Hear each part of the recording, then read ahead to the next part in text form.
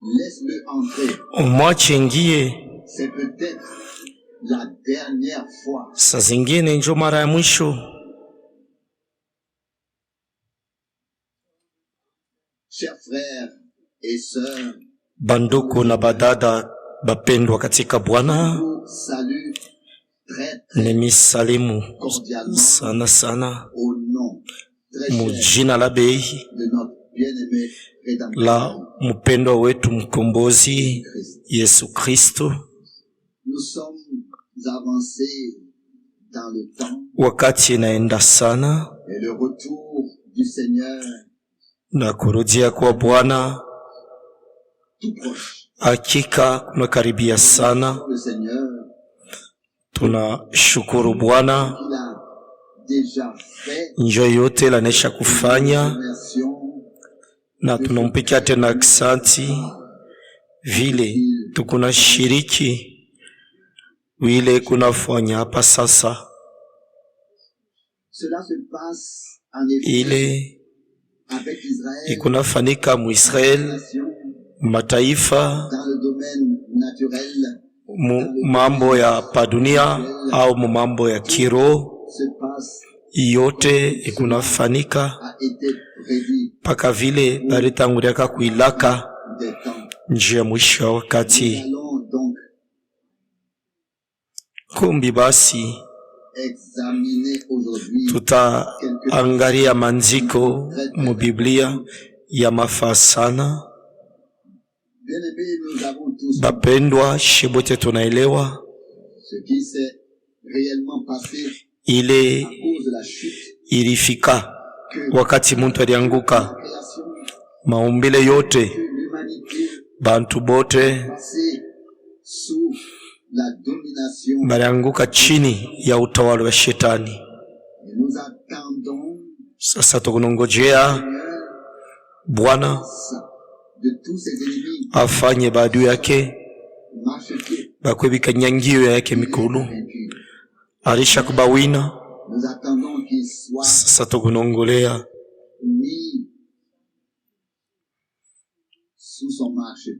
baweke bikanyangio yake mikulu.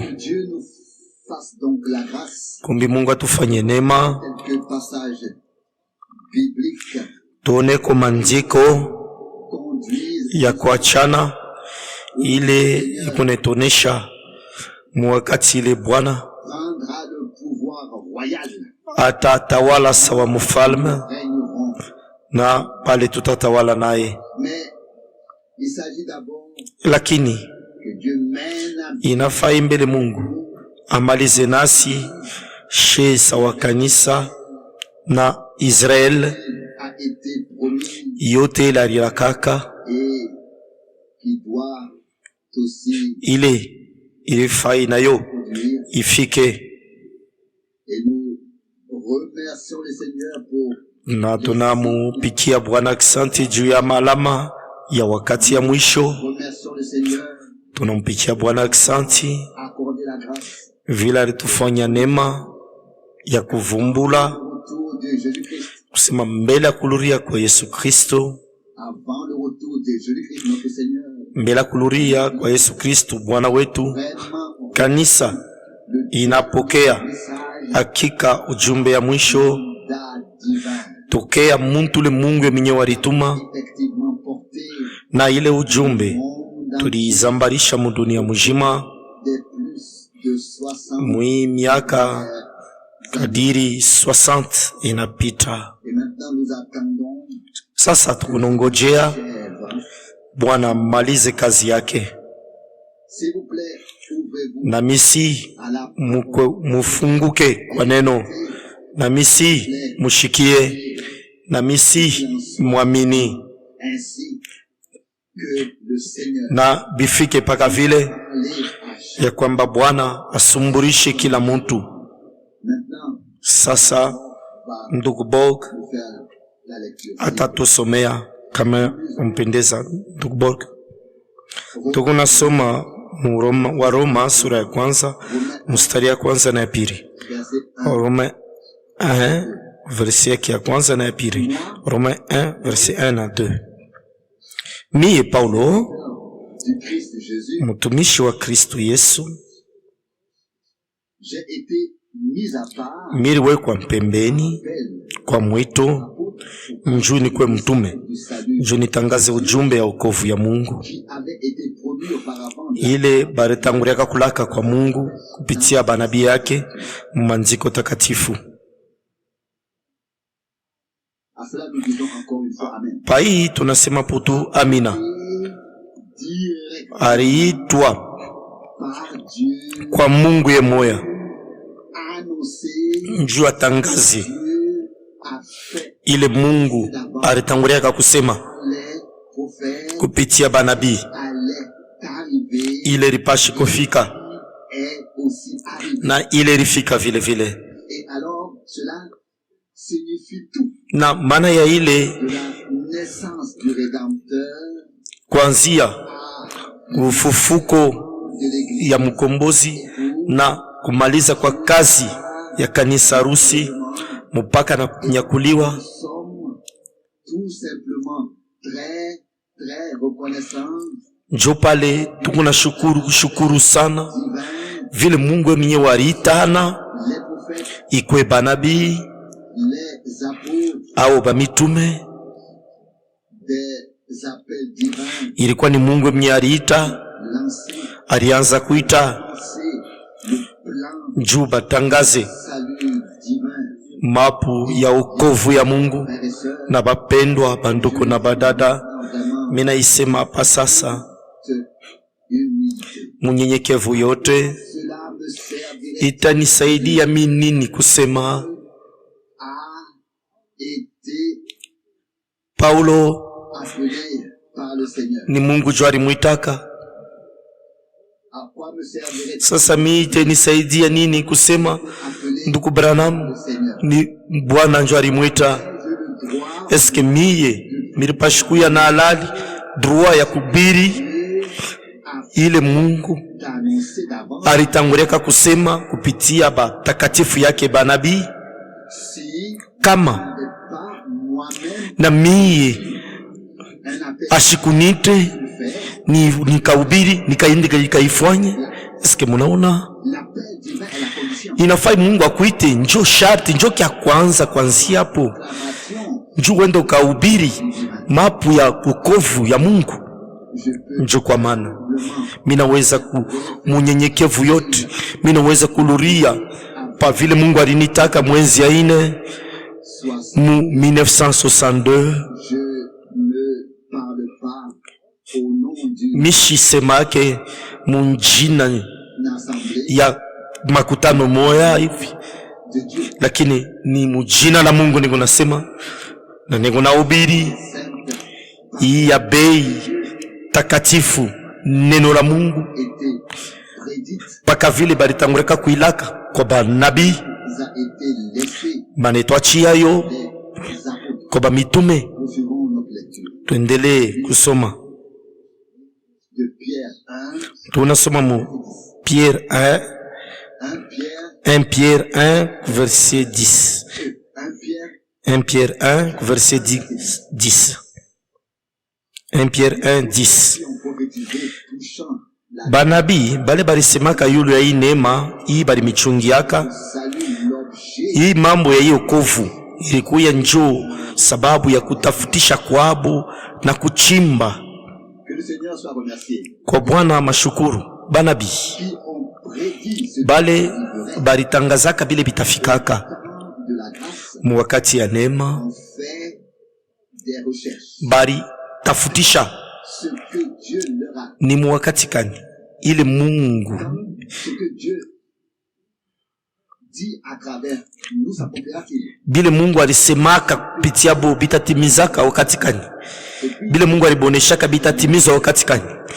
Kisha tunaona mwagano jipya on a commencé directement avec la namuna kani première promesse banaanza deja na malako ya kwanza, sema nabii alipashi mbele kufika paka vile banaandika Malaki 3 verset 1, tazameni voir niko natuma j'ai mjumbe wangu moi. mbele yangu. C'était la ilikuwa njo malako ya kwanza ile lipashi mbele kutimizwa, kisha njo na ingine ifuate. Banabii balitafutisha sema hii mambo itatimizwa wakati kani, hii mambo itafikaka ni wakati kani, hii Mungu anatuonesha, anatufunulia. Kisha wakati ilieneka pale biote bilifanika paka vile balibisema. Ngakosi tunasoma mu 1 Pierre 1 verset 11. 1 Pierre 1 verset 11. Barianza kutafuta kuyua ni wakati kani na ni mwali kani juu ile roho ya Kristo ilianza kutumika ndani yabo, ilianza kubashontea, wakati ilianza kubakikishia mateso ya Kristo na utukufu ile itashindikishaka ile mateso. Ndiyo, ilikuwa ni roho deja mutakatifu ula alikuwa ndani ya banabii, yonjo ilianza kushonta ile ilipashi kumufikia Kristo Masia mupakaliwa. Sasa bari tafuta, bari chimba, na Bwana Mungu alibafanya neema ile ifanike tena na tuipange kufuatana na maandiko. Mara ngapi tutakuwa bakushukuru njoo agano la kale na agano jipya, na njoo ya neema Mungu alitupa njoo kupanga bintu biote kuanzia ku A kufika ku Z kufuatana na maandiko. Ule roho ya moya ile ilikuwa ndani ya Kristo ilikuyaka deja ndani ya banabii, na aliweza kubafunulia yote ile ilipashe kufika, ile alipashe kuteswa sawa mangaiko na lufu namuna yake ya kufwa, njua kombole, njua tupe ile shetu kunayo tulikuwa nayo hitaji, ni kusema ukombozi ene kwenea ndani ya mwili, nafsi na roho, kutupa bujima ya milele. Juu hakuna muntu anaweza kuishi milele kama wakati ngareke mujima ashipate bujima ya milele. Njo ile banandika mu Jean 1, mu 1 Jean chapitre 5, sema ula napokea Yesu Kristo eko na bujima ya milele. Kumbi bote bapokee aina tu ujumbe bule, bapokee Yesu Kristo kila muntu,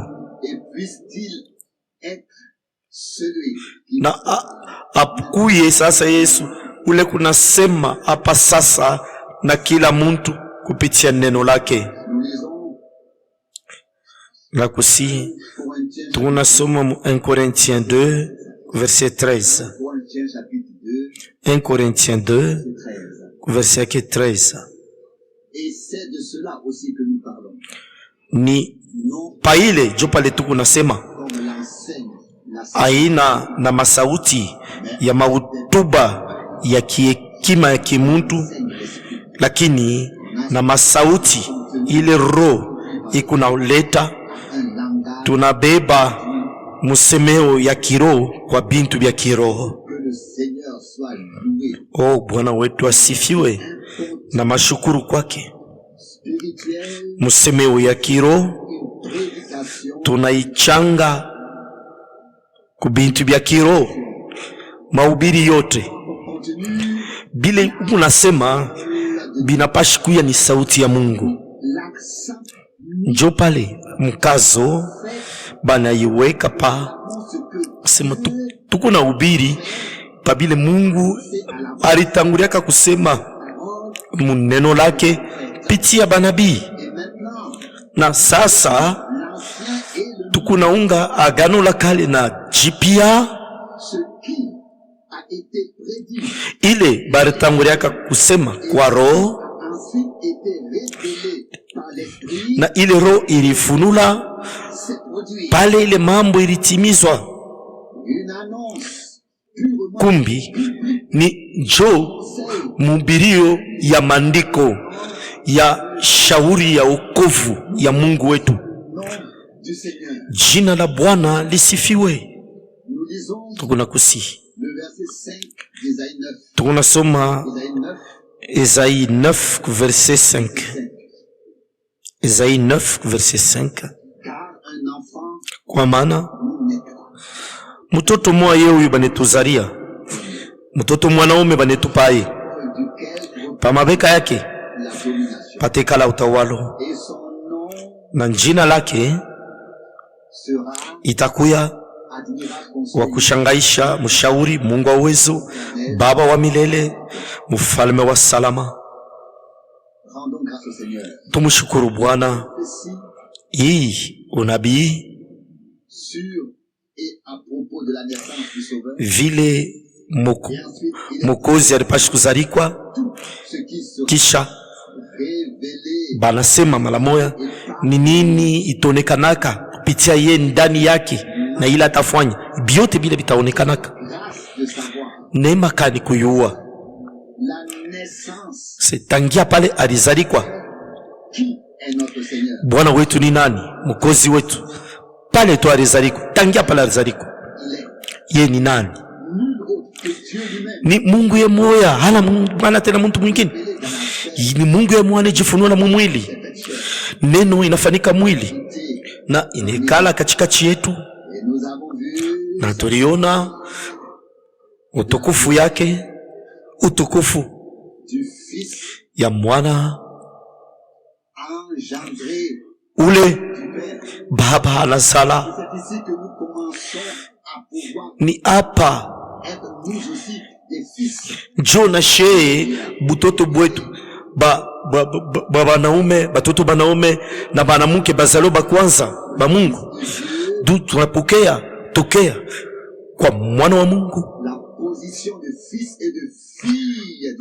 ali ya bumwana, butoto mwanaume na butoto mwanamke bwa Mungu.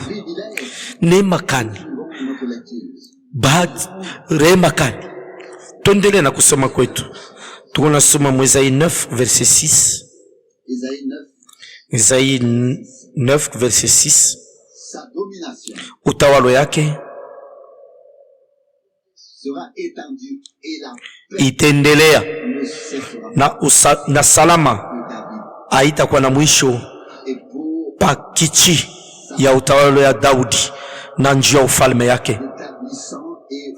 Ateiweka na atishimamia kwa waki na kunyoloka kuanzia hapa na milele. Bwana wetu asifiwe. Eske mbote mnaona wakati barilaka kuzarikwa kwake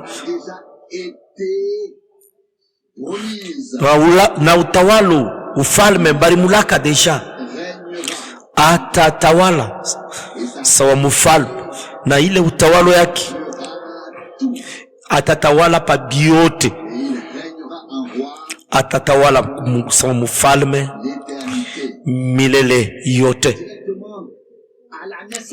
Deja pale kunazarikwa mwisho vile bintu bitakuyaka bane bitangaza ye mkombozi atatawala sawa mfalme.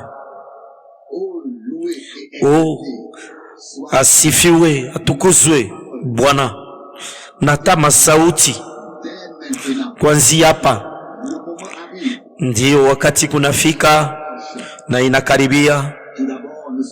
Mbele tutenda mwalefma, kisha kutafanika ile itakuya ni mahubiri ya bale bashuda mbili muile kipande kya kwanza kya miaka 3 na kipande, kisha shikwenda mwalefma, kisha ni mateso makubwa itafuata kisha ile miaka 3 na kipande. Sasa kisha ile Mungu atamaliza mambo yote na Israeli, paka vile banaandika mupekee mkitabu ya Zakari, muile miaka muile mashapitre 3 ya kumwisho biote bitafika paka vile Mungu anaisha kubisema muneno lake. Nakusi tunasoma mu Luc sura ya kwanza ku verset yake 31 na 33. Luc 1 ku verset yake 31 kufikisha ku verset 33.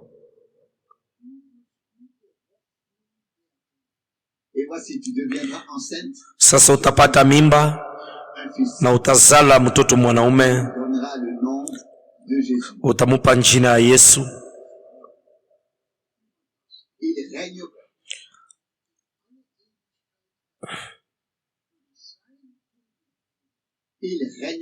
Atatawalaka pa nyumba ya Yakobo milele, na utawalo yake haitakuwa na mwisho.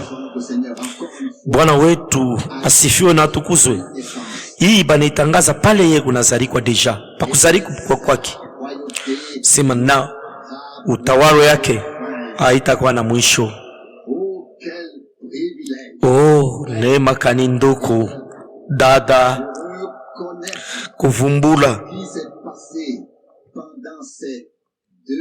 ile ilifanyika mwi miaka 2000. Mungu aliita kutoka mu mataifa yote, malugha yote, njo afanye kanisa ya Agano Jipya. Mwi miaka yote mahubiri ya wokovu ya ujumbe ilianza kuelekea bakuipokea na kuichika. Bote baliishikia, lakini ni paka bale Mungu alifanya neema njo baliichika, banapokea, banatoka mtoto wa bantu banakuwa batoto ya Mungu. Njo kwa maana tunamshukuru Bwana vila netufungula macho tunaona na anaturuhusu kufahamu tangia mwanzo na kumwisho ile Mungu alifanya. Nakusi tunasoma mu Zakaria 9 verset 9. Zakaria 9 verset 9. Lalamika malalamiko ya furaha, we binti wa Yerusalema, sangala na furaha, juu mfalme wako yeye anakuwa kutembelelea. Ye ni wa kunyoloka, ye ni mwokozi, ye ni mnyenyekevu, anapanda pa mwana wa An, mtoto wa Anes. Hii masauti nayo bote wanayua. Andiko ilitimizwa. Bwana wetu alitimiza ile bari kwa banisha kuandika njuu yake. Alikala pa mtoto wa punda, na hii ilitimizwa. Sema mfalme wako yeye Israeli anakuwa kwako. Hapa pekusiri juu Bwana Mungu alichakula mbele Israeli juu kwa maana malako barifanya yote. Sema mfalme wako yeye huyo anakuya kwako, lakini Bwana wetu atakuwa ni mfalme wa dunia yote, atatawala mataifa yote kuanzia ku Yerusalema.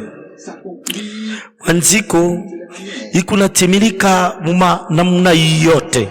Mungu alianza na Israeli na atamaliza tena na Israeli, na katikati ya hii mambo mbili jo munaingia sasa wakati ya kanisa ya Agano Jipya mule ambayo shituiko. Bwana wetu jina lake lisifiwe. Tunakusi tunasoma Matthieu 21 verset 4 na 5. Matthieu 21 verset 4 na 5. Hii ilifika njuu ipate kutimizwa ile nabii alitangulia kusema.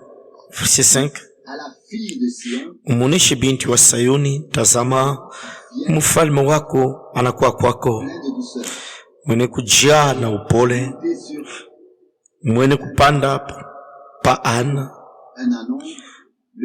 Anon, ni kusema mtoto wa Anes,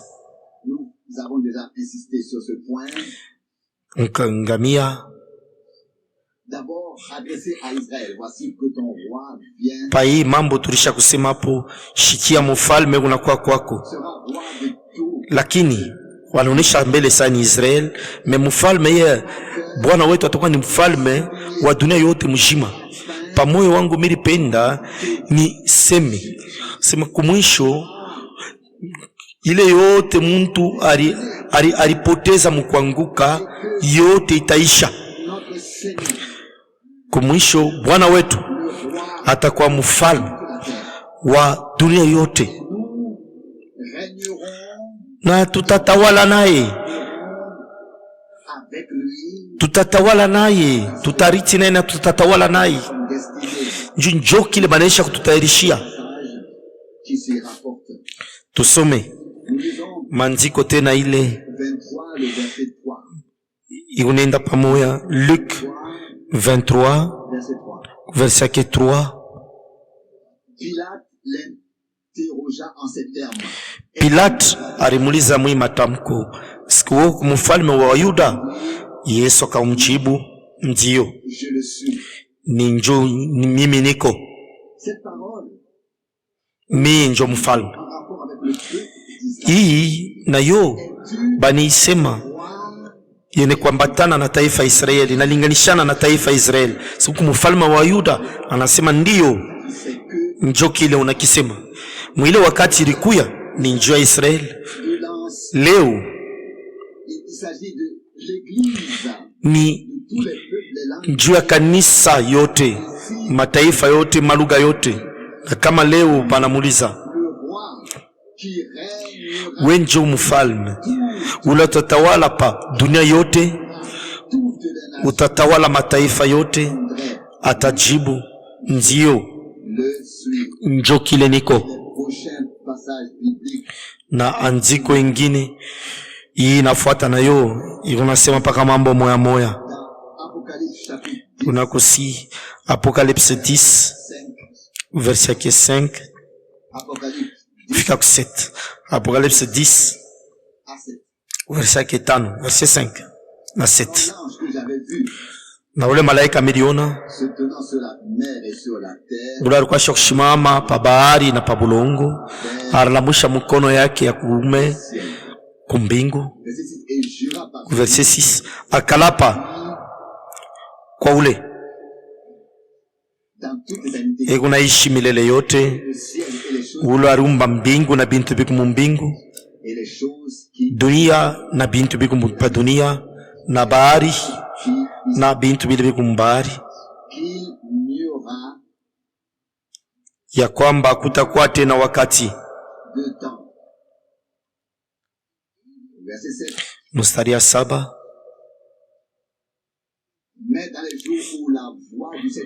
Lakini kuma siku ya sauti ya malaika wa 7, pala tapika parapanda, siri ya Mungu itatimizwa, sawa vile alitangulia kuitangaza na hakikisho kwa batumishi ya kibanabii,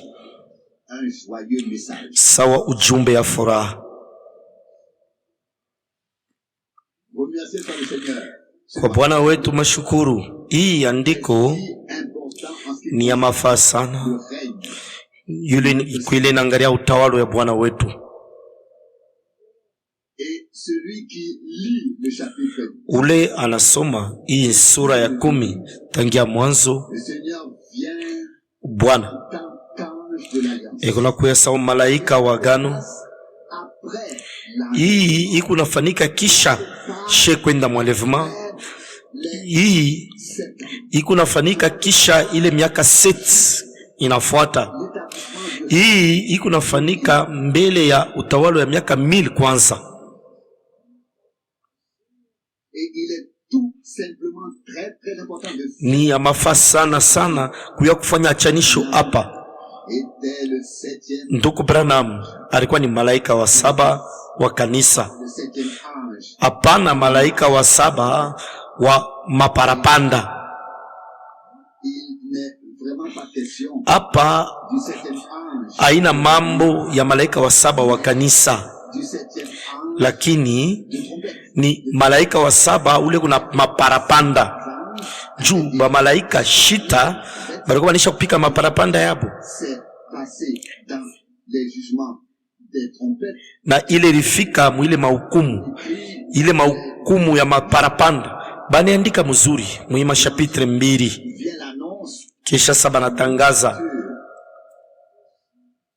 du 7e sceau, pale banafungula muri ya 7, parce que le silence se faisait dans le ciel. juu mumbingu mulikuwa kimbia. Banduku na badada, L'annonce, hii tangazo notre Seigneur ya kwamba Bwana wetu atatawala sawa mfalme pa dunia yote, plus puissante qui puisse njoo ya uwezo kabisa, cela qu'il s'agit ili liweza kujule baliweza kutangaza njoo mambo hii kwa Apocalypse. que le 7e ange, Banandika umu wa Apocalypse sema pale malaika wa 7 atapika parapanda le mystère pale, siri ile Mungu à ses prophètes alifunula arrive kubatumishi banabii yake itafika, itatimizwa. que nous avons parlé, nous avons Shebote tunayua na tulisema payulu ya utawalo. dans Isaïe 9, Malako ya kwanza mwezi 9 atakuwa mfalme, atatawala sawa mfalme. Balimuuliza huko mfalme wa Yuda, anasema ndio. Bali mpaka anasema ni mfalme. Sasa kisha hii maparapanda shita ce qui leur a été ordonné pale tafanya bili balikuwa banesha deja kuandikamo. Mwanajua sema kuile parapanda ya shita yua itakuwa mweushi, sawa, itakuwa mweushi, mweja itangaza, manyoti itanguka pa dunia. c'était déjà dans le temps après l'enlèvement. Hii ni mamambo itafika kisha enlèvement. Le temps Ni kusema de ces choses ni mwakati mule ibi bintu byote bilipashi sasa kufika paka vile balikuwa banesha kublaka. et puis l'annonce arrive Sasa banatangaza que le 7e sema pale malaika wa 7 atapika parapanda pale, siri ya Mungu itafika kumwisho. Na banduku na badada, Apocalypse 10, kisha Ufunule 10, Apocalypse 11, et là Apocalypse 11 inafuata. des deux témoins Mule banatonesha utumishi aba bashuda mbili, de la construction du banatonesha mu vile bataenga hekalu, le temple, banaipima burefu wa ile hekalu. dit que 42 mois Banasema kutapita miezi 42 de Jérusalem, njuu ya muji ya Yerusalema. sur la ville de Jérusalem, c'est-à-dire que pendant les Ni kusema premières années et des mwile miaka 3 na kipande ya kwanza kisha she kwenda mwalefuma, est construit et que les deux témoins kama bataenga hekalu na bale bashuda mbili batatimiza kazi yabo, na bale 144,000 batatiwa muhuri, hakutakuwa bubaya pa dunia. les deux prophètes ont Aba banabii mbili la parole. bonjo beko na neno nipaka bile beko nasema njo beko nafika mwile wakati. Mais ensuite, Sasa kisha tout cela sera fait. pale yote itafanika, Comment aura pale kutiwa muhuri kutafanika, 4000 na bale 144,000 bateneana pale batakuwa pale na fai bakuye. Sasa hii tangazo sema pale ule malaika wa 7 atapika parapanda yake. Mara ngapi ni kunashukuru Mungu. Mchapitre 10 wakati malaika wa 7 atapika parapanda, siri ya Mungu itakuwa paka vile, itafika paka vile Mungu alionesha hayo banabii yake mwagano la kale.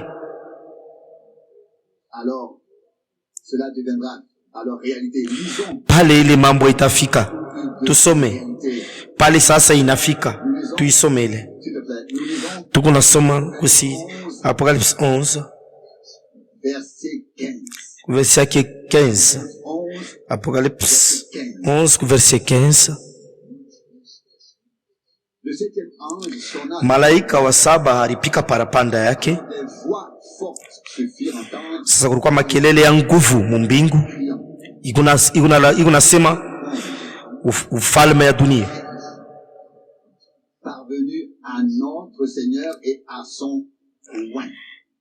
yoi mumikono ya Bwana wetu na kwa mpakali wa mafuta wake, atatawala sawa mfalme milele yote. Haleluya. Jo vile tunaweza kuilalamika tukia mpana mioyo ya kwanza mbele tangazo, kisha hapa ni binafika bile baritangaza. Rangapi tunaweza kushukuru ndugu Branham sawa malaika wa 7 wa kanisa ula alipashi kuleta ujumbe ya mwisho ya Mungu mbele kuluria kwa Yesu Kristo Bwana wetu. Alifanya kazi yake ile Mungu alimupa, na banduku na badada milikuwa mushuda miaka 10 njua ile zawadi Mungu alimupa nduku Branham. Ni muntu ule Mungu alituma Nabii Elia ule alipashi kulurisha bintu byote paka vile bilikuwa kumwanzo, na niye Mungu alitumia njoo kulurisha byote pa mafuashi mkanisa. Nduku Branham ilikuwa ni njoo kulurisha bintu byote mkanisa. Nduku Branham alihubiri mahubiri yote ya Biblia, maonjo yote ya maandiko, shauri yote ya wokovu. Na kwa ile tunashukuru kushukuru sana Mungu. Alikuya wa 7 mjumbe wa mwisho na ujumbe ya mwisho, paka vile banabii bote baripokea ufunulo juu ya ile lipasha kufika. Jo paka vile nduku Branham alikuwa nabii ule barila kaka, tazameni nimitumia nabii Eli mbele ya ile siku mkubwa ya kongopesha ya Bwana. Banduku na badada,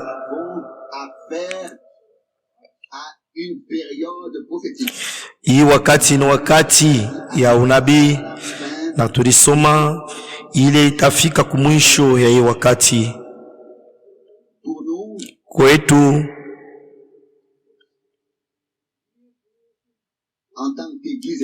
Sawa kanisa ya bibi harusi ya Bwana, tutaonja malizika kwetu. Mungu mwaminifu kwa uwezo mnene sana ya Roho Mtakatifu atafanya kazi yake ndani yetu, ndani ya kila mmoja wetu, mbele ndani ya kila mmoja wetu. Atetupa maonjo ya biakwe, maonjo ya wokovu, na atuwe namuna kusema leo Mungu mwaminifu sheba letu namini injili yote, utupe baraka yote kwa neema juu tunamini vile andiko nisema Tunaamini kubadilika, tunaamini kukutubu, na tukuna tubu, tulitubu maisha yetu, tutubu maisha yetu mbele ya Mungu na tumuombe usamaha. Tunaamini kusamaha mazambi yetu kwa damu ile ilimwangika ya mwana kondoo. Tunaamini kuzaliwa kipya kwa roho na kwa neno ya Mungu. Tunaamini kuonjo ya kujazwa na Roho Mtakatifu mpaka vile lifanikaka ku Pentecote.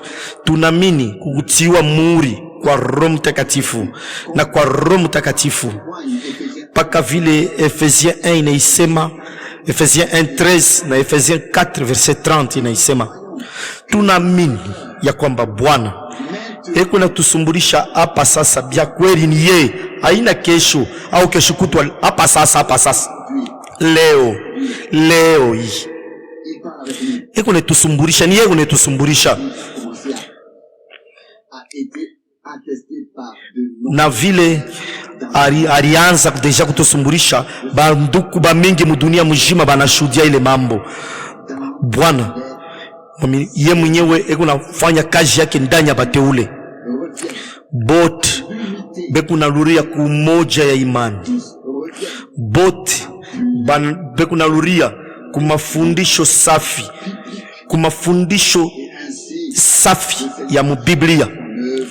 Na njo mwile namuna Bwana eko namaliza kazi yake nasi, tukuna malako ya Mwokozi wetu. Tazameni, minenda kumitengenezea fwashi na mitarudia kumibeba, tarudia kumibeba. Kisha kukuma sauti ya utukufu ile kunasema yulu ya kunyakuliwa, ikuwe mu 1 Thessaloniciens 4, ikuwe mu 1 Corinthiens 15. Hii mandiko ya kwa chana ikunasema yule kuluria kwa Yesu Kristo, yule wa ufufuko ya bale barilala ndani ya Kristo, kugeuka kwa mili yetu na kunyakuliwa kwetu. Na tunaamini na roho yote ya kwamba Mungu alimutuma ndugu Branham jua kutangaza kukanisa shauri yote ya Mungu bila kusabwa kintu. Na she tushitoshe mo onjo atamo ya wokovu. Na she tunapashi kufanya maonjo yote ya wokovu. Inapashi kuya ni onjo ile tunaonja na Mungu mwetu maisha. Junjo vile banesha kuandika kusema bale bot bali kwa tayari balingia naye mukaramu ya harusi. Njo mwito wetu ya kutoka, njo kutengwa kwetu, njo kujitayarisha kwetu, juu pa mambo yote tukwe bene kuambatana na Mungu na neno la Mungu. Sasa hapa mkifupi tukwe wa kushukuru, tushukuru vile tunaelewa mzuri mapa ya wokovu ya Mungu wetu. Na ndugu Branham aliweza kusema sawa Paulo, milimitangazia shauri yote ya wokovu. Na minjo vile minaweza kusema shauri yote tuliitangaza paka vile bali tuachiayo mu Biblia. Na tukuna shukuru sana Mungu vile kufuatana na mandiko mwakika tunamini paka vile tulisoma mwimandiko yote Biblia ile bari la kaka wakati Bwana wetu alipashi kuzalikwa, kusema Bwana wetu atatawala sawa mfalme juu ya milele yote. Kisha miaka 2000 Bwana atatimiza hii malako na tutatawalaka naye pamoja. Kisha ile miaka 7 ya karamu ya harusi tutashuka naye, tutaanza kutawala naye. Jina lake lisifiwe. Tusome tena kama inakupendeza. Tunasoma Apocalypse 11 verset 16 na 17. Apocalypse 11 verset 16 na 17.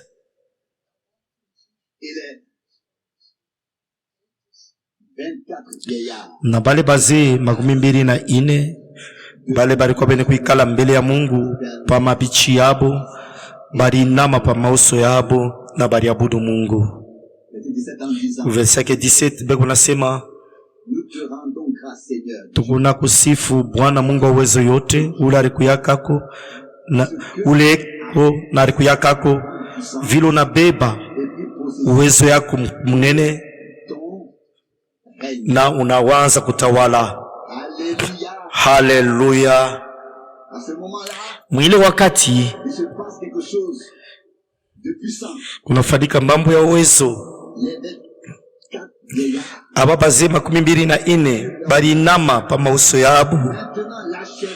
Sasa ni mwisho ya shauri ya Mungu ya wokovu inafika, na aba biumbe hine vya hai bote pamoja sema hapa sasa utawalo yoi Mungu wetu anaanza. Haleluya, haleluya. Bando kuna badada, mara ngapi tunaweza kushukuru? Hii yote tutaionaka pale itaanza kufika, na shei tutainamaka vile vile mbele ya Bwana na tutamshukuru njua ile alifanya njuu yetu. Na hii mwito ya yulu kabisa halitupa, hii mwito ya kumbengu. Bandoko na badada, tuko batoto ya Mungu, tuko bafalme bakuhani, tulitayarishwa kuishi yote ile Mungu alilaka kukanisa na ataifanya. Mufikiri basi pale malaika wa 7 bile barilaka sema malaika wa 7 akipike parapanda yake bitafika, utawalo enanza. Bazee 24 banainama pa mauso yabo na banampikia Mungu akisanti. Soma tena hii masauti, hii masauti balitumia kumshukuru, na shi tutaifanya paka na hii masauti moya moya. Tunakushukuru Bwana Mungu wa uwezo yote. Amina. Uleko na aliku yakako vile unabeba uwezo wako mkubwa na unaanza kutawala,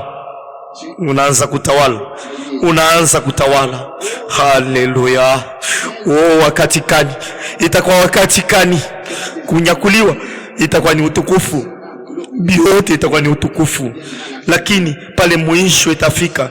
Banduku na badada, pale mbingu na dunia bitakuwa kimoya. Mungu yenjo ataanza kuongoza, hatutashikia kama mambo tena shetani ule batafunga na batamtupa moto chini. Njoo ile banandika. Eske tuko tena na andiko wengine? Ndio. Apocalypse 12 verset 10. Apocalypse 12 verset 10. Nikashikia mtoke ya mbingu sauti ya nguvu ikunasema, ikunalalamika, sasa wokovu na utawalo inakuwa Mungu wetu na utawala yake kwa mpakaliwa wake. Haleluya. Njuu ananguka ule anaanza kuchongea bandugu yetu. Ule alianza kubachongea bushiku na mchana mbele ya Mungu wetu. Ndio. Huyu mshitaki abata mufukusha bulu mutupa bule toke mbingu, lakini batamufunga na batamutupa chini, batamutupa mushimo njuu ya miaka 1000. Tuiseme tena malengine, banduku na badada bapendwa, Mungu alitupa neema, tuheshimie kazi ya ndugu Branham, tuvumbule ni mambo gani kunafanyika hapa sasa. Na niko naomba kwa banduku bote bahubiri, bafundishe paka vile nyene kuandika hapa, paka vile banesha kuandika Biblia, na Bwana Mungu atamaliza kazi yake mwi wakati yetu na kanisa harusi. Na paka vile tulisha kuisema, ni kwa mwito ya Mungu ye moya njo ujumbe ya mwisho balitangaza ku dunia yote, sawa ujumbe ya Mungu ya wokovu. Njo mwile namuna Matthew 24:14 ilitimizwa. Hii ujumbe ya wokovu itahubiriwa mataifa yote kwa ushuhuda. Leo iandiko inatimizwa mbele za macho yetu. Mataifa yote, malugha yote banashikia kwa mara ya kwanza kwa bari yote ya padunia ujumbe ya wokovu ya Mungu. Andiko inatimizwa, tunaiona na tunamshukuru Bwana vile andiko inatimizwa ndani yetu. Tunaweza kushiriki kwa ile yote Mungu anesha kufanya, anafanya mwi wakati yetu na atendela tena na kufanya. Mubarikiwe. Ikwe majaribu kani ile inaweza kufika mwetu maisha, tunabakia bene kubamba njuu ni wakati tumufupi kabisa, kisha ule wakuya atakuya. Musome mobote Hebreu 10 verse yake 35 kufika na kumwisho. Bwana Mungu amibariki muma taifa yote, malugha yote. Bwana Mungu abariki banduku bote balebe kunatumika munamuna ya upeke. Mungu abariki bakutafsiri munamuna ya upeke. Mungu abariki bale bote bekunafuata hii mabandi.